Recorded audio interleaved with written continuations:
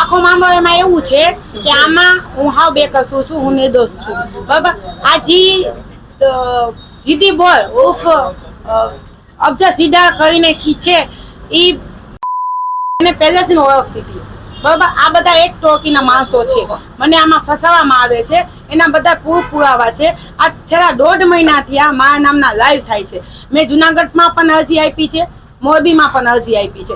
મારી 15 વર્ષની દીકરી છે, એને ઉપાડવાની, એને મારવાની, એને ફોન કરીને ધમકી આપવામાં આવે છે. એ પણ પુરાવા છે મારા પાસે, બરાબર. હવે શરૂઆત બધી એ થઈ છે કે હું તો કોઈને ઓળખતી નથી, બરાબર.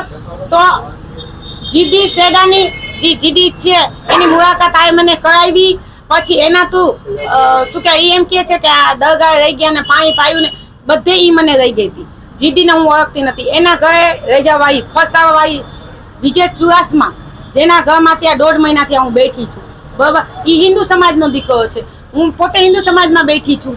તો આમાં રવજીયાત ક્યાંથી ના આવ્યું, બરાબર. હવે આ બધા એક મારા ઉપર આરોપ નાખીને મને ફસાવા હાટું કહે છે, કેમ કે એ લોકોને રૂપિયા જોઈશે. ને આમાં મેન કોણ છે ખબર છે? વિજય છત્ર ભુજ, જે અહીંયા રાજકોટ બિલોંગ કરે છે. મારા પાસે બધા પુરાવા છે. ત્રીજું જીદી એના ભેગો હતો,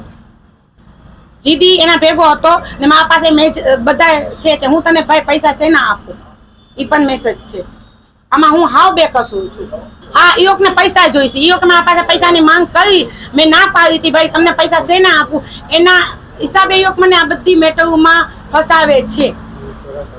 મારી નાખવાની ધમકી, લાઈવ કરીને છયું બતાવવાની ધમકી, ગાડી લઈને મને જુનાગઢમાં મારવા આવવાની ધમકી, મોરબીમાં પહોંચવાની ધમકીઓ બધા. મેં પોતે મોરબીમાં એસપી સાહેબની ઓફિસે ગઈ છું, મારી દીકરીને 15 વર્ષની દીકરીને લઈને. રવજીયાતની વાત કરે છે તો એની મમ્મી મોમેડિયન છે, મુસઈ સમાજની દીકરી હતી, અને એના પપ્પા હિન્દુ સમાજ છે, બરાબર. તો એ બે મેરેજ કર્યા છે. એની ભાભી મોમેડિયન છે, એનો ભાઈ હિન્દુ સમાજ છે, તો એ બે મેરેજ કર્યા છે. અત્યારે હું પોતે હિન્દુ સમાજમાં છું, તો આમાં એને ક્યાં છે અમે મુસલમાન સમાજમાં રહેવાની વાત થાય?